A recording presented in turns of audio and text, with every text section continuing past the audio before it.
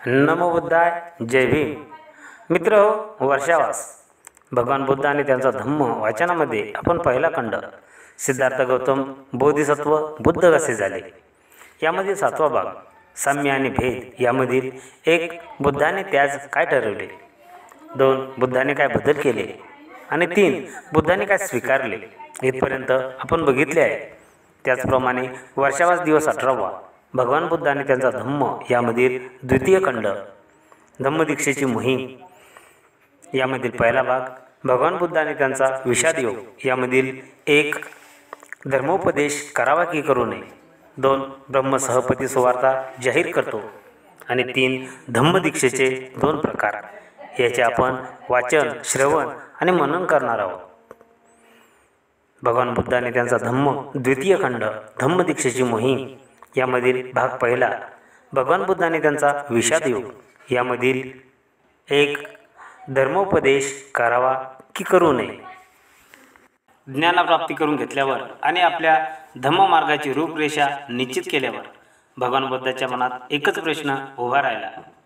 पुढे जाऊन दुसऱ्यांना धर्मोपदेश करावा की स्वतःची व्यक्तिगत पूर्ण अवस्था प्राप्त करून घेण्यासाठी आपले जीवन व्यतीत करावे. ते स्वतःचेच म्हणाले, नव्या तत्त्वज्ञानाचा मला लाभ झाला आहे. हे खरे, परंतु सामान्य माणसाला हे तत्त्व मान्य करणे आणि त्याचे अनुकरण करणे अत्यंत कठीण आहे. बुद्धिमान लोकांना देखील ते सहजासहजी करणार नाही. ईश्वर आणि आत्मा यांच्या गुंतागुंतीतून स्वतःची सुटका करून घेणे मानवाला कठीण आहे. धार्मिक विधी आणि समारंभ यांच्यावरील श्रद्धेचा त्याग करणे माणसाला कठीण आहे. माणसाला कर्मवादापासून स्वतःची मुक्तता करून घेणे कठीण आहे. आत्मा अमर आहे या श्रद्धेचा त्याग करणे आणि आत्म्याला स्वतंत्र अस्तित्व नाही व तो मृत्यूनंतर अस्तित्वात राहत नाही हा माझा सिद्धांत मान्य करणेही लोकांना कठीण आहे. मनुष्यजात स्वार्थरत आहे आणि त्यातच तो आनंद आणि सुख मानते. स्वार्थ सोडून सदाचरणाची शिकवण मान्य करणे मनुष्य जातीला कठीण आहे. जर मी माझ्या सिद्धांताची शिकवण दिली आणि इतरांना ती समजली नाही किंवा समजल्यावरही त्यांनी ती मान्य केली नाही किंवा मान्य करूनही ते ती अनुसरले नाही तर त्यांना तो एक त्रास आणि मलाही तो एक तापच होऊन बसेल. जगापासून दूर असा एक संन्यासीच राहून माझ्या या तत्त्वज्ञानाचा उपयोग स्वतःला पूर्णावस्था प्राप्त करून घेण्यासाठी का करू नये. त्यांनी स्वतःलाच प्रश्न केला, निदान मी स्वतःचे तरी कल्याण करून घेऊ शकेन. याप्रमाणे विचार करीत असताना भगवान बुद्धाचे मन त्याच्या तत्त्वज्ञानाची इतरांना शिकवून देण्याकडे न वळविता निष्क्रियतेकडे झुकले. भगवान बुद्धाच्या मनात काय चालले आहे हे जाणून ब्रह्मसहपती विचार करू लागला. खरोखर जग नष्ट होत आहे. सम्यक संबुद्ध तथागत जर निष्क्रियतेकडे झुकतील व ते आपल्या धम्माची शिकवण इतरांना देणार नसतील तर या जगावर खरोखरच विनाश ओढवेल. चिंताग्रस्त असा ब्रह्मसहपती ब्रह्मलोक सोडून आला व बुद्धापुढे उभा राहिला. आपले उत्तरीय वस्त्र खांद्यावर नीट सावरून नम्रतेने हात जोडून तो म्हणाला, आपण आता सिद्धार्थ गौतम नसून भगवान बुद्ध आहात. सम्यक संबुद्ध प्राप्त झालेले भगवंत आहात. आपण तथागत आहात. आपण जगताला अंधकारातून मुक्त करण्याचे कसे नाकारू शकता. सन्मार्गापासून चुकत असलेल्या मानवजातीचे रक्षण करण्याच्या कार्यापासून आपण कसे विन्मुख होऊ शकता. आपण सद्धम्म एका वेळेस न मिळाल्यामुळे या जगात वावरणाऱ्या अशुद्ध मनाच्या मानसाचा अधपात होत आहे.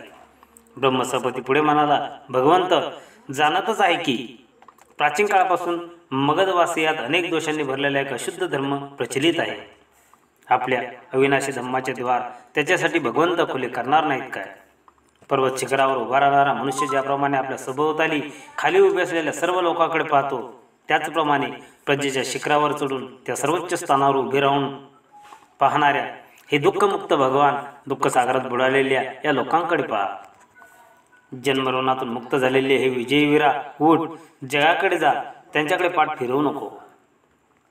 भगवान देव आणि मानव यांच्यातील करुणा बुद्धीने त्यांना आपल्या सद्धम्माची शिकवण देण्याचा निश्चय करत भगवान बुद्धांनी उत्तर दिले, थोर मानवश्रेष्ठ ब्रह्मा, मी माझ्या धम्माचा सार्वजनिक उपदेश केला नाही याचे कारण मला तसे करणे तापदायक होईल असे वाटले. जगामध्ये अतिशय दुःख आहे हे जाणून भगवान बुद्धाला पटले की हात जोडून संन्यासी म्हणून स्वस्थ बसणे आणि जगात जसे घडते आहे तसे घडू देणे हे योग्य नाही.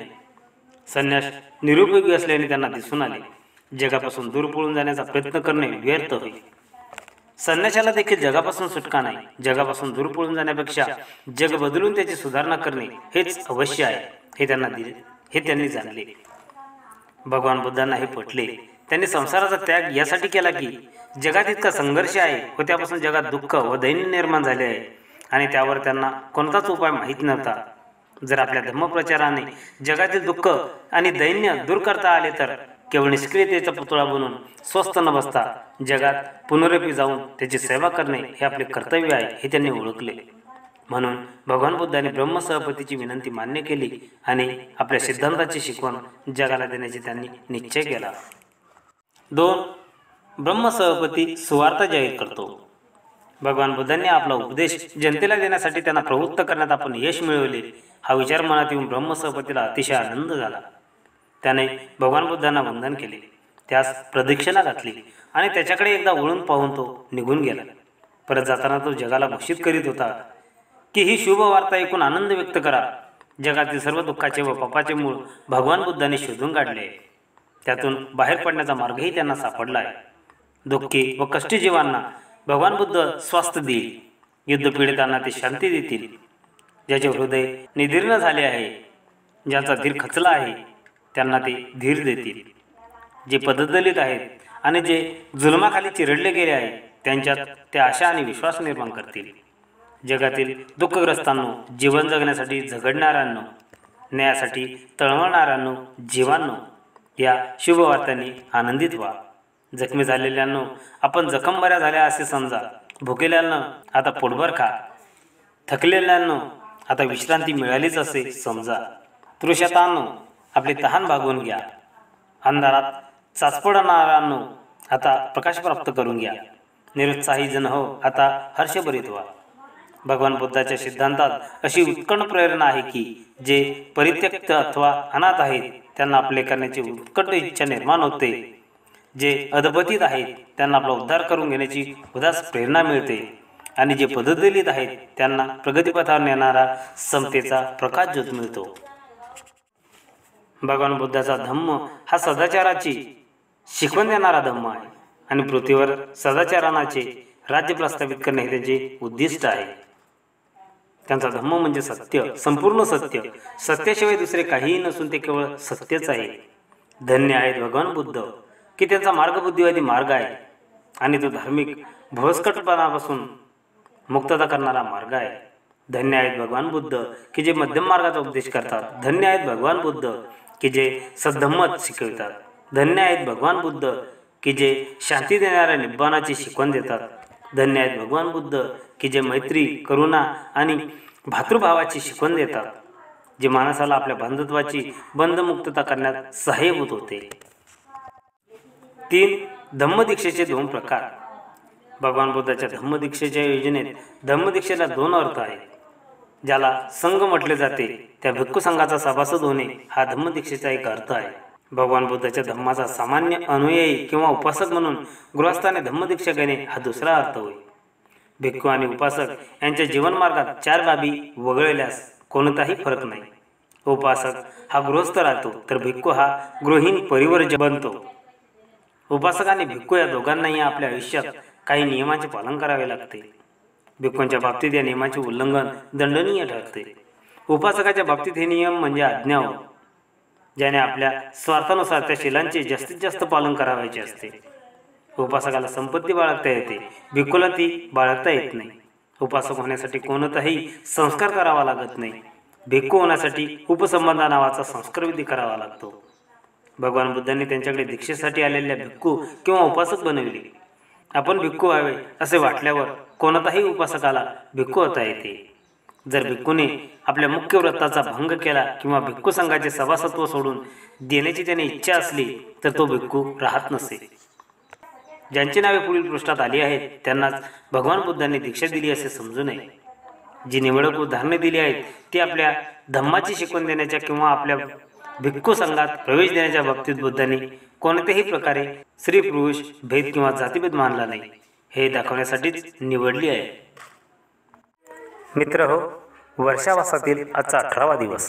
भगवान बुद्ध आणि त्यांचा धम्म यामधील द्वितीय खंड धम्मदीक्षेची मोहीम यामधील पहिला भाग भगवान बुद्ध आणि त्यांचा विषाद योग, यामधील 1 धर्मोपदेश करावा की करू नये, 2 ब्रह्मसहपती सुवार्ता जाहीर करतो आणि 3 धम्मदीक्षेचे 2 प्रकार, याचे आपण वाचन, श्रवण आणि मनन केले आहे. यानंतर भगवान बुद्ध आणि त्यांचा धम्म यामधील द्वितीय खंड धम्मदीक्षेची मोहीम, यातील भाग 2 परिव्रजकाची धम्मदीक्षा, यामधील 1 सारनाथ येथे आगमन, 2 बुद्धाचे पहिले प्रवचन, 3 भगवान बुद्धाचे पहिले प्रवचन विशुद्धी मार्ग, याचे आपण वाचन, श्रवण आणि मनन आपण वर्षावासाचा दिवस 19वा याला करणार आहोत. म्हणून वर्षावासाचा नेक्स्ट व्हिडिओ अवश्य बघा. जय भीम, जय बुद्धाय.